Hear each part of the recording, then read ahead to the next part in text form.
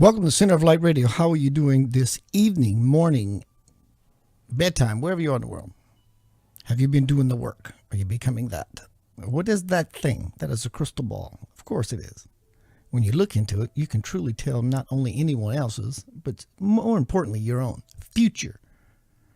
It represents clarity. Are you clear? When you clear, you are nearer to that which knows everything from the very beginning. You see, it's really easy. Hello, COVID-19. We have not been clear. We've been clouded and shrouded with knuckleheaded nonsense. And yes, you. I'm blaming you. You are the blame. So am I. We are all responsible for this dis-easeness. So it's about becoming clear. Welcome, everyone. Good to see you. Center of Light Radio, Center of Divine Unfoldment and Reinforcement. Take off your seatbelt, y'all. My astronauts, as we launch for inner space. I have a fantastic guest tonight. Again, I'm just starting to get tired of this. Via Gavin Lee Davies. I love me some G-Man. By the name of Peta Morton. And we're going to be speaking about, let me see if I can get this right with looking at my notes. Ancient teachings for modern times. She's a Reiki teacher, master, healer, person, way beyond that. Lots of levels, lots of levels. Let's level up, y'all. It's time to level up. What does that mean, Keith? It might be so easy for you. Well, it's no more difficult or easier for me than it is for you. You have to want to jump into the fire. What is the fire? Look in the mirror. Do you see the fire in your eyes? Until then, there's work to do. Simply, the light will just pour out and you will know immediately. Oh my God, I am so in the moment. I understand. I understand whatever that thing is. I stand under that thing and it governs my thoughts, my feelings, my smell, my taste, my touch, all these things as such. When you clutch that stuff, life gets really joyful really quick. If you try too hard, you overshoot your target. You will never reach paradise that way. Because in the stress of realizing that you're constantly overshooting your target is what shuts the door.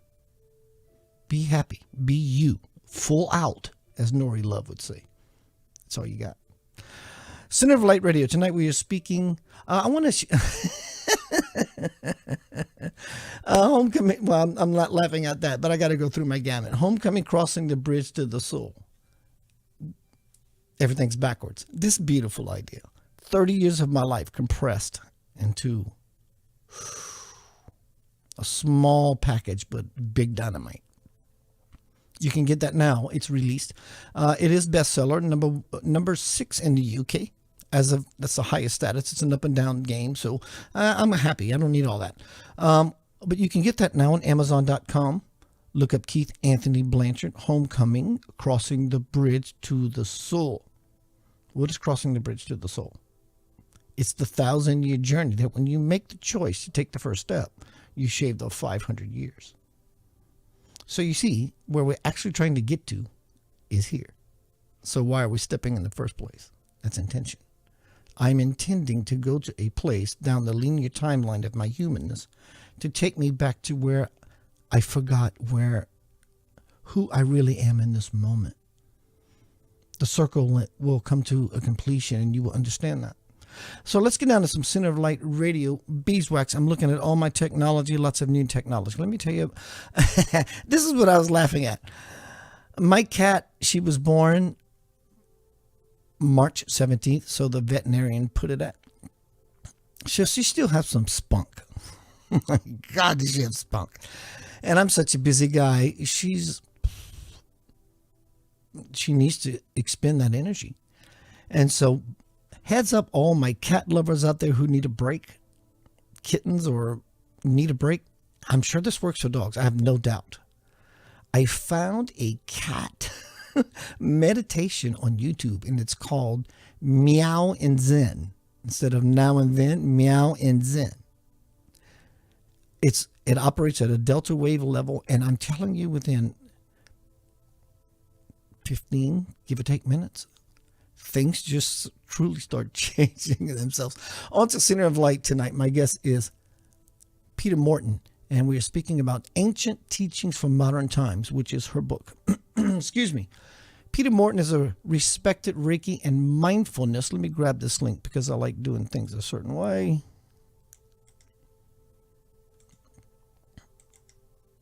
I don't know. It's my OCD. Forgive me. Or not. Peta Morton is a respected Reiki and mindfulness teacher, author, and speaker with a clientele. That's French, oui? Around the world. She discovered Reiki relatively late in life as a result of a series of awakenings, delicious word, and consciousness expanding experiences. Wow, I love it. That followed a life-threatening illness. Great teacher. Today, she provides a signpost which helps others to remember their true nature, to express their own unique voice with authenticity. Powerful word. And to reconnect with the power healer within. Having studied a wide variety of different healing modalities, Peta finally came to the realization that there was absolutely no need to seek a complicated or better healing method. Everything we need is already... She dropped off in a call. Let me check my internet for those because my internet is being squirrely. Everything we need is already available to us once we start looking inside instead of constantly searching for something external. Today, she practices Reiki in the most simple forms as a way of being and living rather than merely using techniques that are done in order to heal. I am going to post her links, and I think she came back. Hello, dear. Did you step out into La La Land for a bit? Welcome to Center of Light Radio. Hang on one second. Let me get myself together. Peter, are you with me?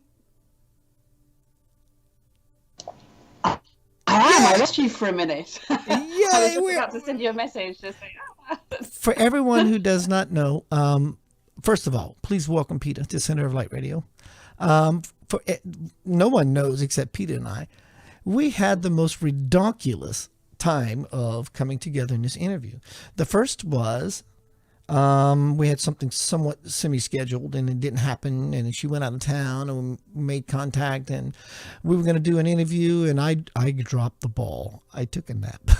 I dropped the ball, and she said it's okay. And so today we have it lined up, and next thing you know, my internet goes out 2 or 3 times. So thank you for your patience, dear. Welcome to Center of Light Radio. How are you on this beautiful existence? yeah, really good. Love that intro. I was very mesmerized as I was sat there watching the cosmos, and really, you chose those words well this evening. That went right there. It's like, oh, was he talking to me there? So yeah, really good, thanks. It's a funny old time, isn't it? But yeah, we're very lucky here in rural France. You know, I'm just watching all this chaos going on around the world, and I'm just pottering around my garden like normal. What part of France are you are you in? Is it a city that we recognize like Patty, or is it or is it some little place? Or does that really matter? Can you just give maybe a general Absolutely. location? Yeah, the middle of nowhere. Rural Brittany. So So now it, we go to north, south, east, west. Where is it in that yeah, kind we're of? up in the northwest, and you've got the Mont Saint Michel, where you have it's like the pyramid that's in the. It's not a pyramid. There's like a city in the surrounded by water. You might have seen. Beautiful old medieval town that's been built on an island and completely surrounded by the ocean. So we're in the bay there, so it's probably about 15 minutes up the road. And yeah, lovely, very green, very mystical. So I know it's a nice. It's not why I came here. I came here for horses, but just because it had grass. It's Ah, cheaper. wow, It was horses. cheap. It was cheap and it had grass. But it's just absolutely oozing sacred sites and we're built on granite, so there are these old stones and dolmens and menhirs all over the place, and yeah, lots of ley lines that pass through here. So it's a bit like a French Sedona, really. Lots of that yummy. You go and stand in certain places, and the energy just goes whoosh up your spine. You go, oh, I could just stay here for a little bit. A singer friend of mine I played music with wrote many albums with, excuse me, Lavender Soul, which I may play one later if I go to commercial break. I'm really digging your vibe, so thank you. His family is from Nice, and he visits there often in this little tucked away town off the sea, and it's just like, oh my god, this is nuts. But he loves it there, and I would love to go and visit that. So when you said about horses, when I was 16 years old, I was pumping gasoline at a station, and this lady, and I'm 5'4.5" on a good day now,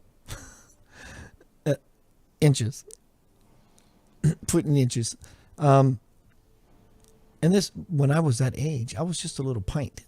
She said, this lady drove up and I serviced her, and she says, "Have you ever ridden a horse before?" And I said, "I have." She says, "Would you like to be a jockey?" she was trying to she was trying to get me to become a jockey. She says, "At 16 years old, you're working for my father's gas station, and you're making $20 whatever a stretch." And she says, "If you win, you can make like $35,000 per heat." And I was like, wow. So anyway, so we got sidetracked. So what part of the horse stuff do you like? Do you like the obstacle courses that the horses do? Is that what you like, the equestrian stuff?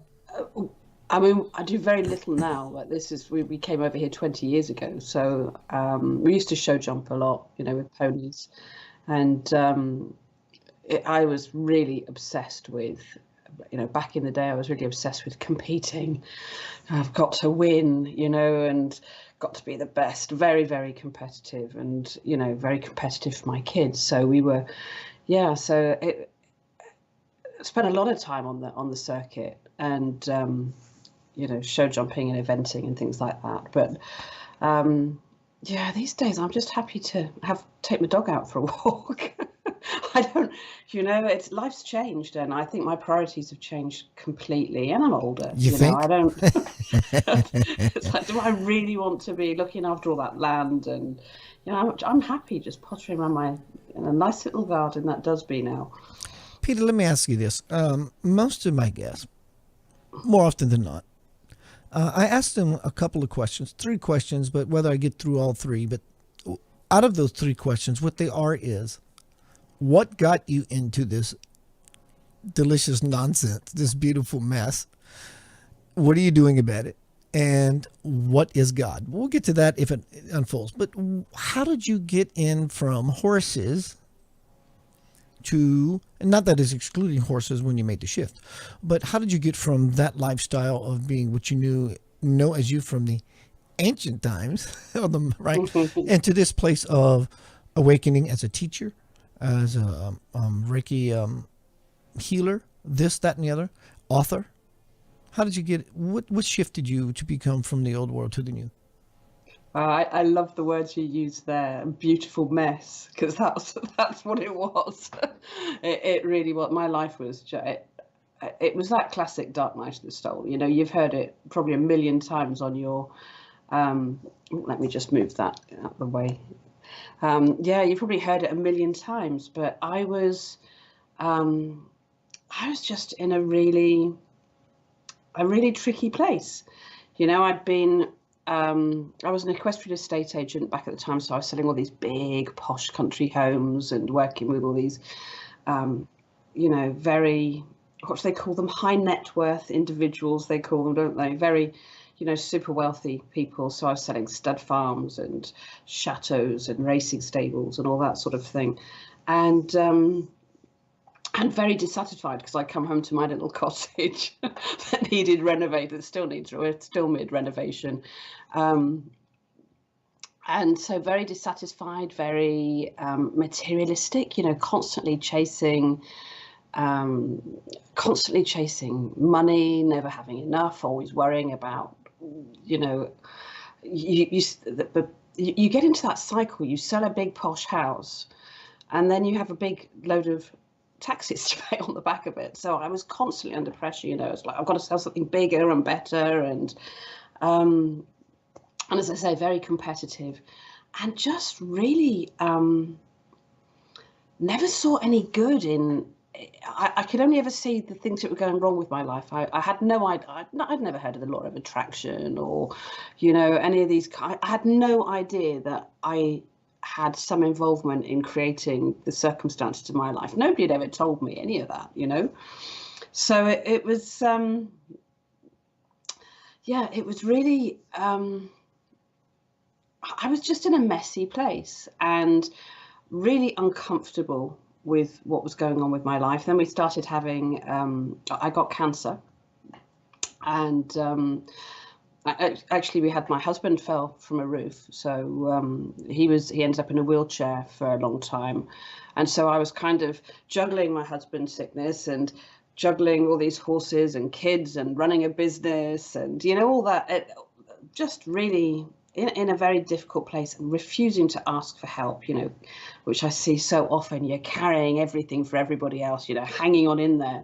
And the minute he got well, straight away the cancer comes in. And now I know it's just my body talking. Inside I've just been in this really dense, contracted, stuck place for a very long process.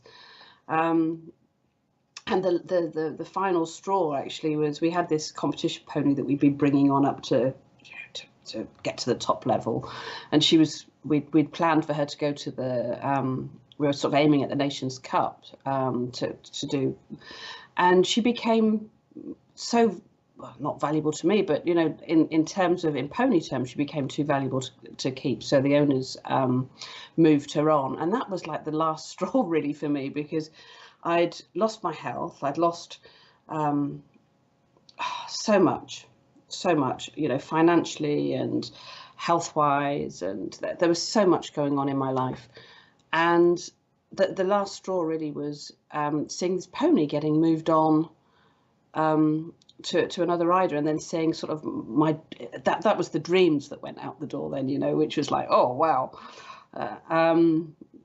And I sat down at the side of the road and I screamed at the universe. That it's so silly, because for most people it was just a non-thing, losing a pony moving on. But it was kind of the last. It was that straw that broke the camel's back, and it's the first time ever I asked for help, and I shouted out to the universe, and I wasn't very polite. It was like, there better be something, bleep bleep bleep bleep bleep, that comes out of this that's going to be useful to somebody. There's better be some, and it's the first time I ever asked for something that wasn't for me.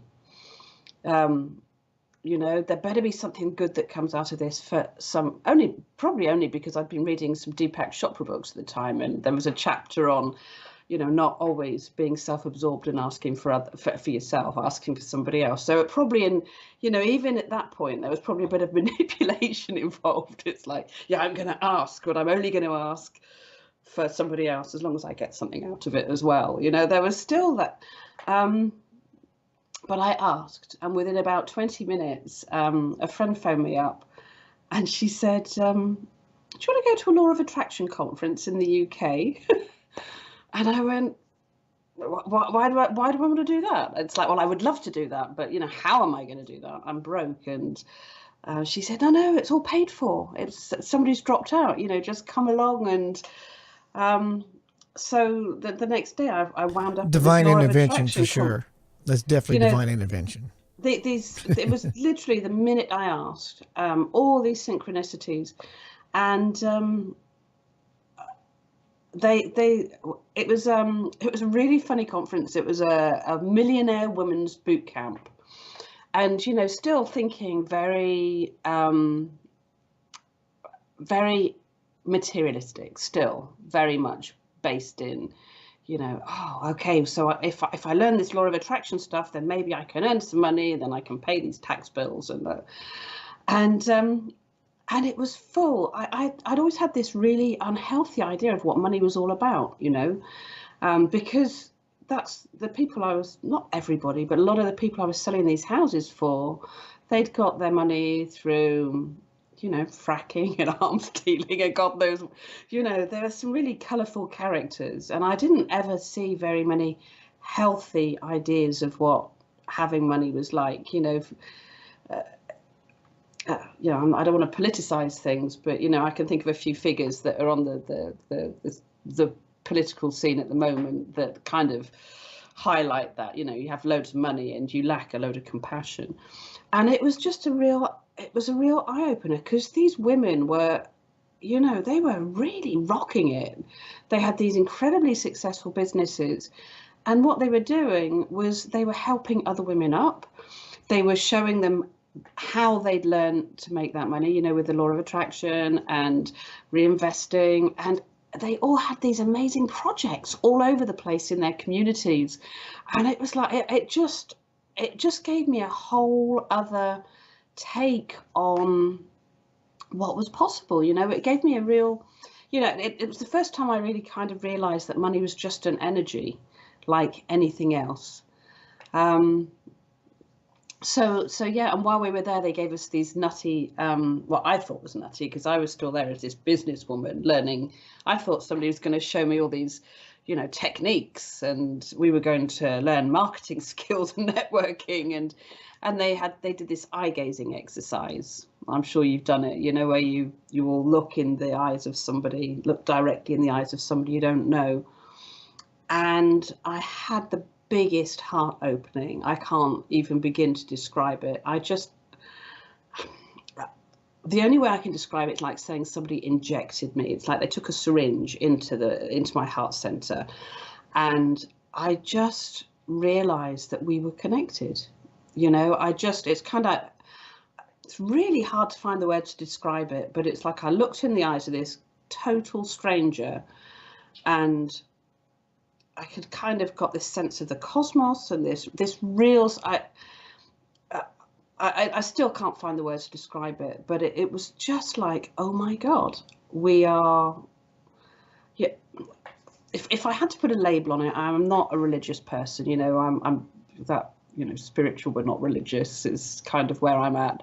But if I had to put a label on it, I'd say that it was like this sense of Christed energies.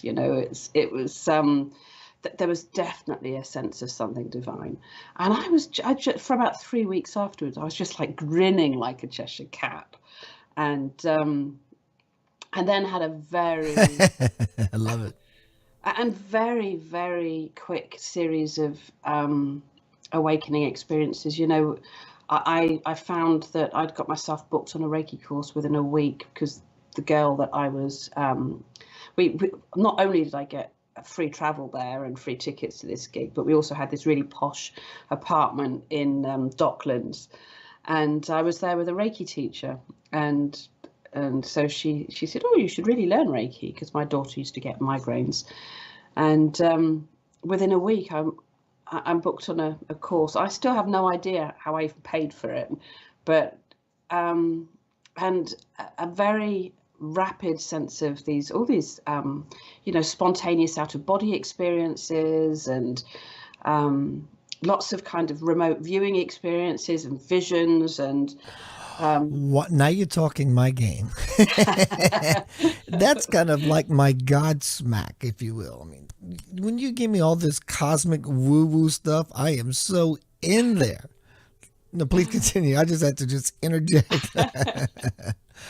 Wow. So this, you went from being you to being you. Yeah, and it was really, it was like that, there was nothing subtle about it. You're like, one minute I've just got this body and this mind and these, this, and not, I didn't feel energy really. I didn't see anything. And all of a sudden, within the space of like days, certainly within the space of a couple of weeks, I'm seeing energy, I'm seeing auras, I'm feeling, I had the most, fabulous experience that kind of obsessed me for a while afterwards because I kept trying to repeat it because I was just like, wow. And I found myself in the cosmos. And at the same time, I was the cosmos. It was like I knew I was in it and I could see everything, but I knew I was all of it. And it was just like, that was Wow, just like the wow, most, wow, wow. Peter, I I, actually know that experience. I know, and thank you. I know that experience. I can see it, but I am the it. yeah. In the two polarities of being the observer, the creation, and the creator, something else happens. Did you feel that as well? In other words, well, one, I'm not only just looking upon this celestial event, I am the celestial event. And then we take it to another level, which is, or have you take it to the next level, which is, what are these two aspects of me? Who is this me that recognizes these two aspects? Was that present for you? Yeah, yeah, very, very much so. Lots of questions around that, and I spent a long time wanting to repeat it and then became a bit obsessed with, I went off on all sorts of out of body courses and, all sorts of astral projection and remote viewing. And because I was just so, and then it finally dawned on me that I didn't actually, that there's a place for me. My place is like here in this body on a planet, but bringing that part of me through. What So what I can found you can changed you there can you was, now can you now if because since this major shift for you, can you now do you let me ask this first. Do you still have these consciousness out of body shifts? And if that's true, do you have the capacity or the ability to actually will it forth? I'm going to sit here, and because I've been opened recently in my life and I'm shifted, I can just simply intend. And do you find yourself? There's a long question, but feel me out. um, do I go traveling? Not in that sense. Not like and I found that quite frustrating for a while because I did for a period. I actually think there's, because I study astrology as well. I actually think there are periods where that becomes very easy and periods when, and I just think looking it with a bit of, a few years hindsight, I think I just shifted into a new phase. And so the actual traveling, and going off exploring different scenes, I can if I really focus on it, but I've kind of come to a place where it's like that's not where it's not It's just not your there, it's love. not It's just now, not your it's the love. work, the work's here. But what I do, every day, every day I get vibrated awake. I have done ever since this started, like 3, 4 in the morning. These vibrations wake me, and I've gone to bed with a question, or somebody will have a problem, and I wake up and I know stuff that I have absolutely no way of knowing. Does it feel like you have to call yourself back? Right? No, I mean, I kind of, these women that used to, the Maenads and the Oracle sounds a bit glamorous, but these women that used to walk in between worlds. Ever since I had that first out of body experience, it kind of feels like I'm walking with a foot in both worlds. And I kind of dip in and out of these states so easily these days. I don't, it's not, I wouldn't even say I go into trance, but I'll be working with a client and, it's just really easy to be in between those two worlds. So I tend to, I wouldn't say I go traveling in that sense, but I've been doing a lot of, remote viewing work, maybe not remote viewing, but just helping people get answers to various problems they've got. So it might be somebody, it might be scientists that are trying to, they've got So an remote, issue on, remote, they've got a question on remote. molecules. So I like to go into that place and to be able to and help people solving their problems. I think that's So really remote fun. viewing is an active thing for you, and not so much the out body stuff. Did I hear you correctly when you said that remote viewing is something that is going on for you? When I was many years ago, when I first started to get into this walk, and people are lining up at a payphone to talk to me consciously, I'm like, wow, and I had to shut all that off. But I was asked by the University of Memphis, Tennessee. Someone was doing a test trial process of remote viewing. Can this actually, is this an actual science, if you will, spiritual technology? And so, of course, I'm a young buck. I'm ready to get my credits going. Like you, I want the material stuff. I want the world. I want the validation and all that cool stuff. And I sat in this room. It was actually a gymnasium of the college, and there were they brought us all into the office, and in the office were all these pictures like you might see hanging on the wall of a cat, of a person, of a flower, of a fish, and of this and of that and of this and of that. And so I had my turn to sit in the office and project what was in the office to those who were going to be receivers. And it's been so long ago, I don't remember. Of course, I want to remember what I did. So when it was my when it was my turn to sit in the chair in the gymnasium while someone else sat in the office to describe what they were seeing and projecting it to us, I'm sure you probably know of those. It's a wall art. There are three pictures, one, two, three, and when you separate them, they make one whole picture. You know what I'm referring to? Yeah, yeah, yeah. Well, there was this scene of dolphins, this three-paneled picture of dolphins, and some other things. And when it was over, they came to me to ask me the questions about what I saw. And I said, I saw three different panels of fish swimming around. So my point is, what is remote viewing to you, and what have you gleaned from it about future possibilities for humanity? Or have you? Do you know, I just think that what I've got from it is that consciousness can go absolutely anywhere, and it doesn't require a physical body. So whether that's on the astral or whether it's inside, sometimes you get a little glimpse of. I had one not so long back, and I had this image of I could hear this noise coming through the speakers of my computer, and it was going like a slap, slap, slap sound that was coming out when I was doing this session, and I could see this. I asked the question. It's like, well, what is that noise? And then I got this image of we were getting the slap, slap, slap. This I could see this like a tube going like that, and at the same time I got the word esophagus, and I realised I was actually inside the body looking at the esophagus. And of course, when I went and Googled it afterwards, that's exactly what it looks like. Except it was the view I was getting was side on, and when you see all the photos that are they're taken this way on. And so what I've realized is you can go anywhere. I found myself inside people's blood vessels. We did some when I was working with somebody with leukemia. I actually found myself inside the blood. It was just the mind can go everywhere, and also we're not restricted by time. I've been playing with Julian Mossbridge recently she was at IONS, the Institute of Noetic Sciences, and she's at the Mossbridge Institute. We've been doing some experiments there on DNA, the DNA of people who've got these intuitive abilities, and we've been doing this really cool exercise. And basically what happens, they give you an 8-digit code. It's like a random number generator that generates this code, and we have to describe what we're thinking, what we're feeling, what we see, because we all tap into this stuff differently in our own different ways. And so we would write down whatever it was, that pages of describing whatever it is that happens to come up. No question, no sort of clue. So the mind can't get in the way and can't interrupt and say, it can't invent stuff because you have no. And what happens is once we've handed all these things in, then the scientists will ask the question.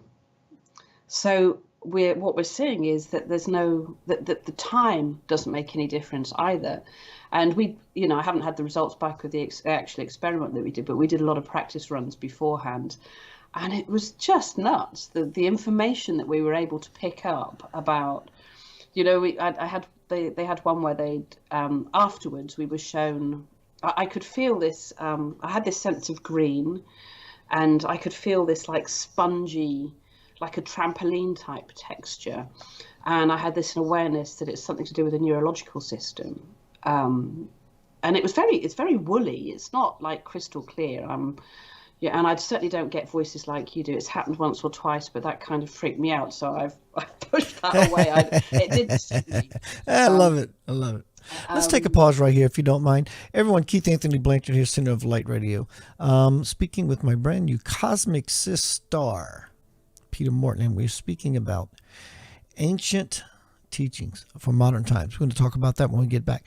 My beautiful little cat is sitting right here. She's just so absolutely lovely. She's calmed down. Thank you to Meow and Zen. She's reaching out, and I'm going to give her a treat, something sweet to eat.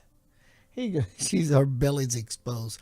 That is trust. When you expose your abdomen, you're saying, Calgon, take me away. Keith Anthony Blanchard here, Center of Light Radio, hanging out with, suggested by Gavin Lee Davies, Peta Morton, and we're speaking about a new book, which we'll be speaking about again soon. Let's see what Lavender Soul we're going to play here. Let's see. Divine Lover. When you fall into that sacred space, that you actually become intimate into what is meant. And you amalgamate in the cave of Samadhi with your parent who says, take as long as you like, but I have been waiting. Something begins to happen. A little bit ago, Peter was talking about cursing at God. I cursed at God. Don't take me serious for a moment out of context. That if you just start dropping F-bombs and explicits at God, that it's going to work. That's not the point. It's not about what's the utterances that come out of your mouth. It's the vibration that comes out of your heart. You see, the universal language is in English. I cussed at God. Also loved at God.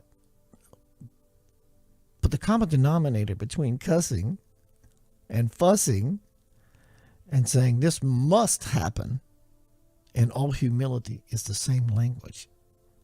It's from the heart. Is that where you're living? Lavender Soul. I'm selling these CDs for $5 just to get rid of them. There you have it. Be right back. Peace, love, and light. I will be with you always. Until the end of time, you will never be alone. I am.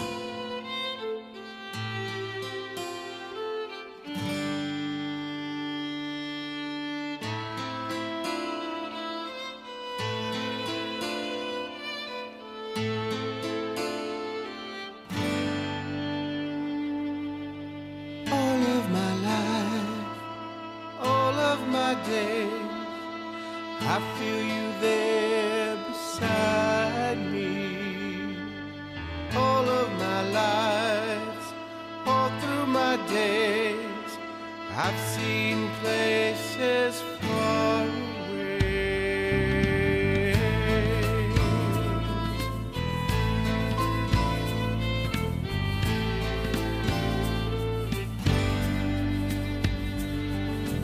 Wondering just when, time and again, I have come to know you. Wondering just where, time and again, you are there beside me. When I create, when I feel love, whenever I feel you with me.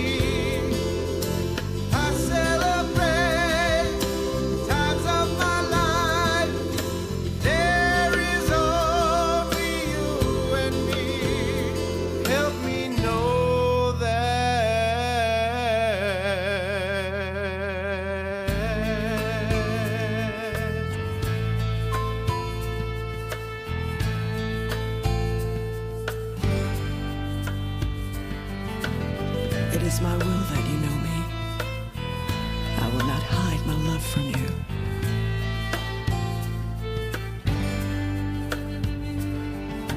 You create your reality, and every moment by your own perceptions, your judgments, actions.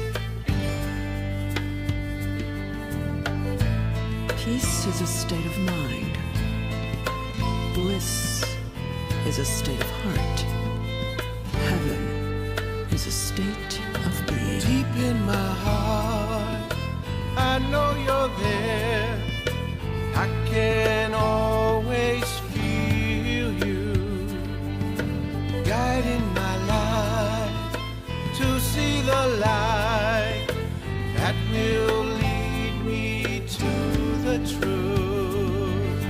When I create, when I feel love, whenever I feel you with me, I celebrate times of my life. There is only you and me. For you are my mother, My soul. my divine lover. I celebrate times of my life. There is only you and me. Help me live.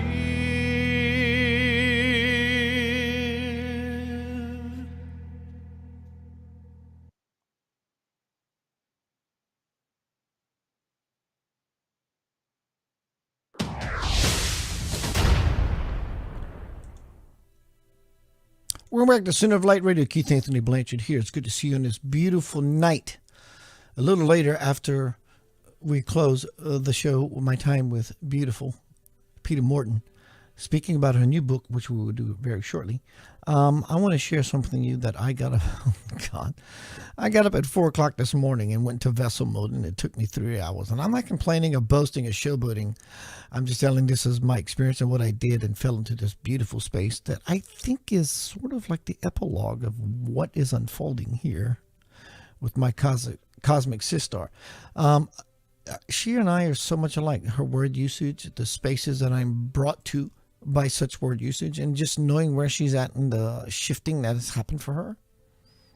So we're going to get there. Let's see. Oh, by the way, my cat is so zonked. There is a treat next to her, and she doesn't care. She's upside down. I took a picture. I wish I could post it so quick, but I can't. Let me get my sister back to Center of Light Radio. Welcome back, dear. It's always good to see you here again. Know that Center of Light Radio is a welcome mat for you anytime you want to keep us posted about what's happening in your world and what you're doing. And Oh, that's fantastic. Thank you.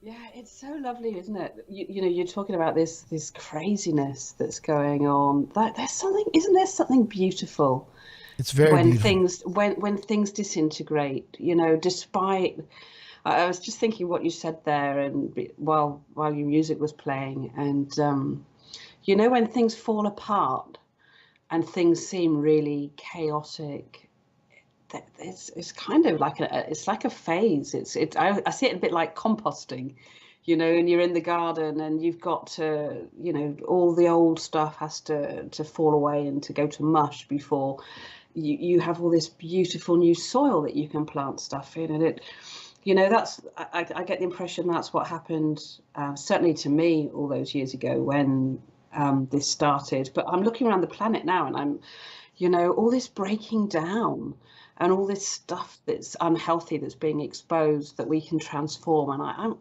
I'm a bit weird, I think. I'm kind of excited by it. It's like I can look and I can go, wow, this is.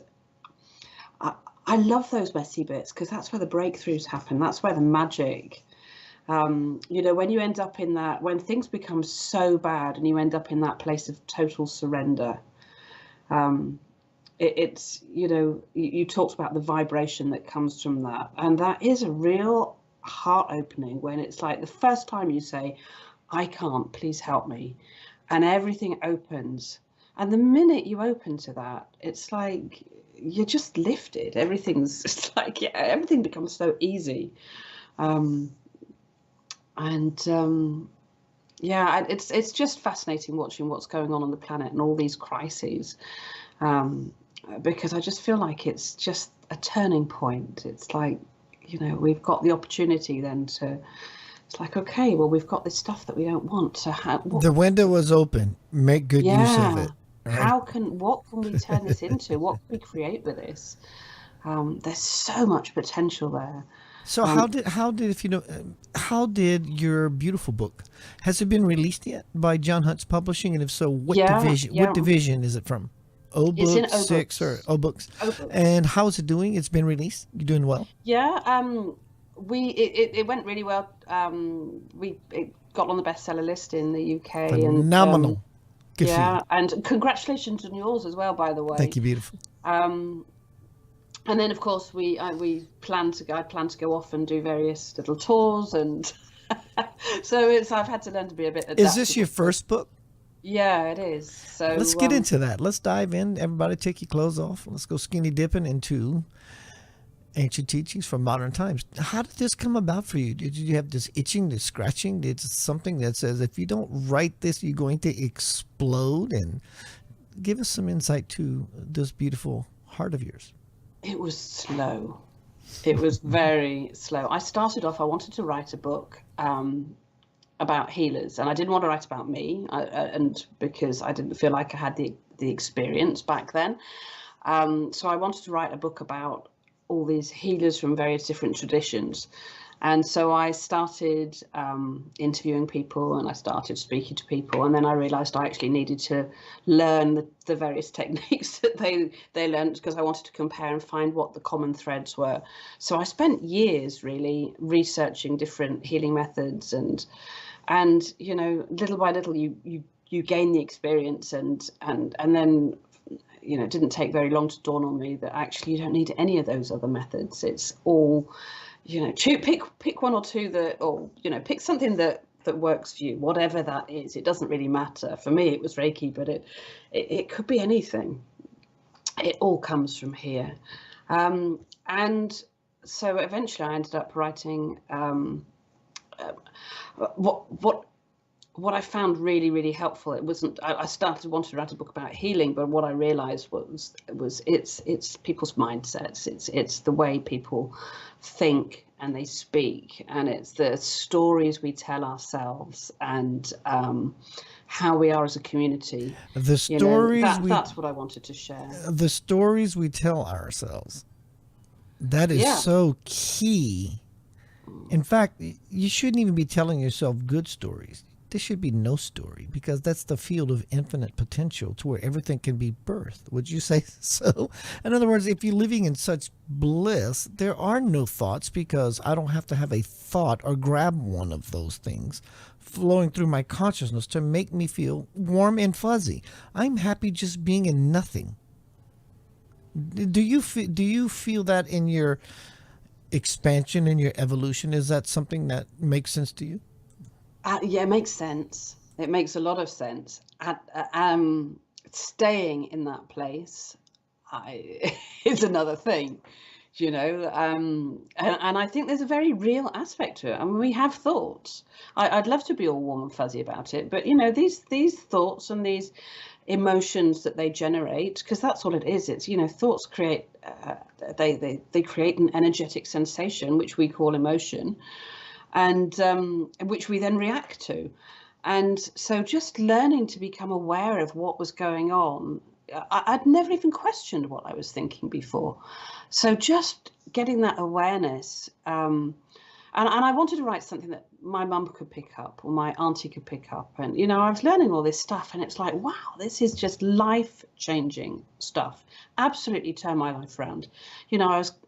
Before I was so prone to stress and depression. Like all my life I'd done this, 1 minute going from one extreme, like really excited and and then I was up and down all my life, and finally getting to that place where I don't have to worry.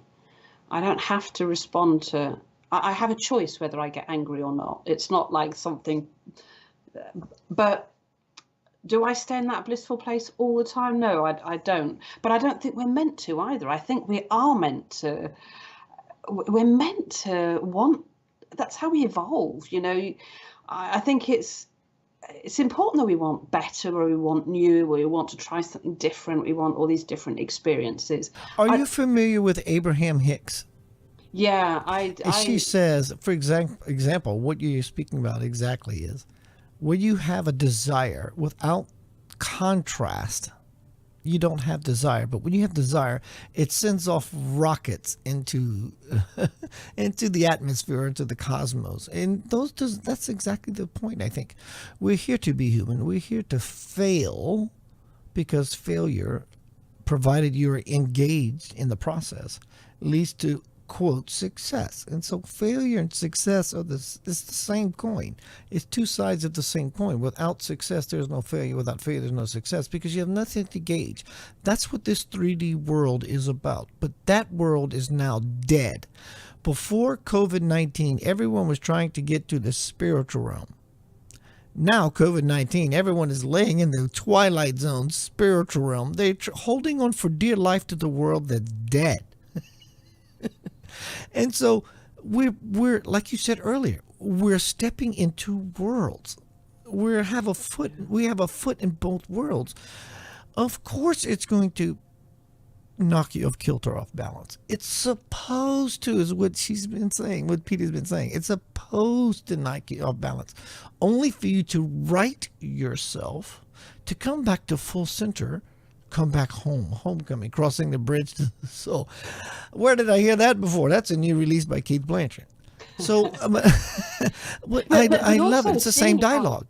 And seeing it, just realizing how vulnerable we are. I just see we're seeing these contrasts in such extreme ways at the moment. You've got all this power and authoritarianism and control. We've got to control everything, all these rules and laws, and everybody's got to look like me and behave like me.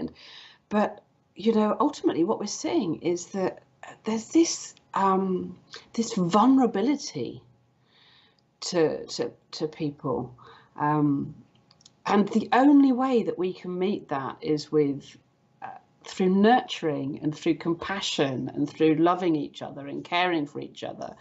And I just think that's kind of, you have to go to that place. Well, maybe we don't have to go to that place. Maybe it would be nice if we didn't have to go to that place. But when you're confronted with, certainly what happened to me with the cancer is that thinking, oh my God, I might not be here this time next month. I might not be on this planet anymore. All of a sudden, it gives you such a clear perspective of how precious life is. How And could it not? just, Oh my gosh. instead of just sort of drifting through life and moaning all the time, which is what I did most of the time, all of a sudden it's like, wow, look at that flower. Just the silly little details that pass you by. I've become obsessed with macro photography since all this happened, because it's like, wow, this world was all around me. It's always been right under my nose, and I've never looked at the details on an ant or a caterpillar or inside a flower. It's always been under my nose. And so I'm just mesmerized by just everything that's around me. And so that getting that real appreciation for life, I think sometimes you have to be confronted with the fact that, wow, I might not be here. Life is precious. And this spiritual world is precious too, and but yeah, we're in a body on a planet for a reason, and it's like a big playground. It's juicy. I love it. I love it. I love it. Juice. I love the word delicious, yummy, and juicy. I am so happy you joined me here in Center of Light Radio tonight. Thank you, dear. Would you like to leave us with a closing thought? Everyone, I have been posting how to find Peta by going to her website. Please stomp all over her page. Let her know you exist. Is there anything you would like to share with us, dear? What would I share? Where can we find your book? Can we find your book via the website I've been posting? Yes. Yeah, you'll find it on my website. It's www.petamorton.com, Peta, like you've got written there. I would say that in these times, community is everything, and diversity is just crucial. And the one thing that binds us together, this one substance that runs through absolutely everything. I wouldn't say just runs through everything. Everything, I think, is made of this one substance. And that's love and compassion. And so just look after each other, look out for each other, and open up and ask. Things are very fuzzy. Things are very unclear. It's fine. We don't have to know. Things are changing so rapidly. Things are evolving so rapidly. I would just say ask.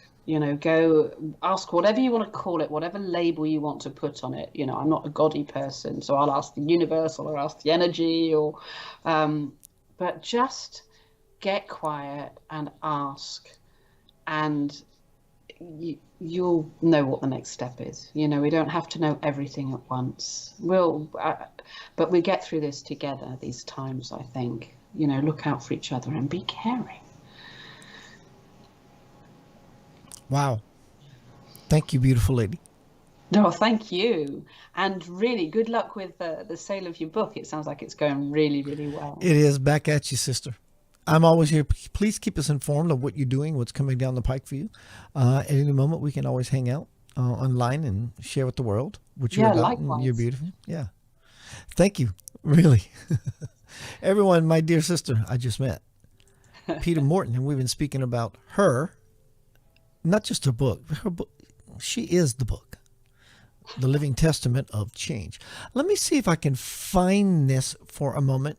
Excuse the whitewash. I did post something this morning that I mentioned that I was going to try to find, that I got up at 4 o'clock this morning and did this, which I often do, sometimes do. Go into vessel mode. Vessel mode, for those who are not familiar with that term, is I just let happen what wants to happen. So it's going to take me another 30 seconds. And this is so in alignment, truly, of what my guest tonight has been saying all night long. She talked about a game. We talked about this. Here we go. So this is me just having a coffee and a drag and a smoke and whatever it takes for me to start my day. I'm going to grab this text and put it into a black background document. So one, because my pretty face doesn't have to be so gleaming white, and two, it's just going to be a lot easier to read because I'm grabbing it from. Anyway, hang in there with me for another 30 seconds at most. All right.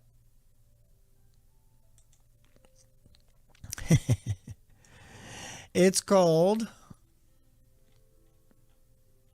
Shall We Play a Game? 5 to 8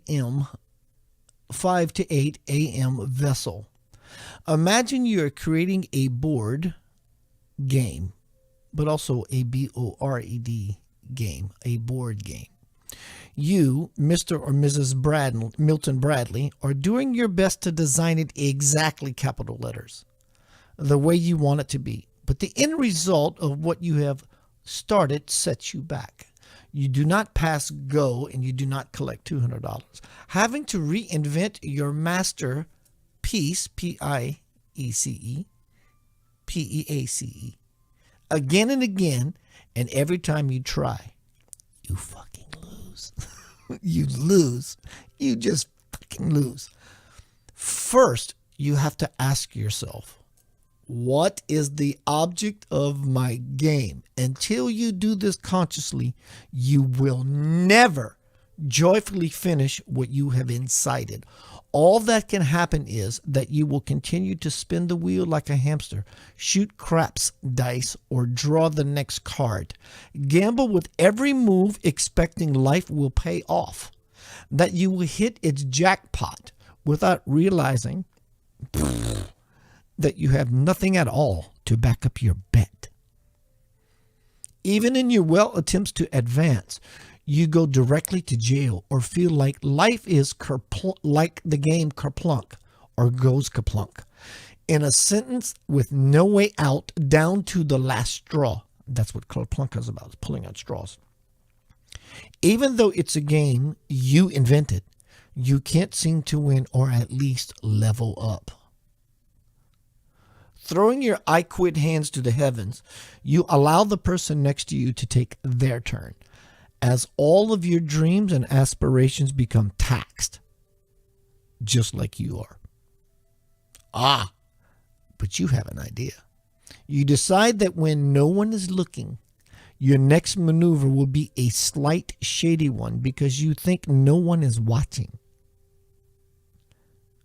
Someone is always watching you, and you will never get away with your desperate move because you will never let you off the hook from your trying to cheat the game of life.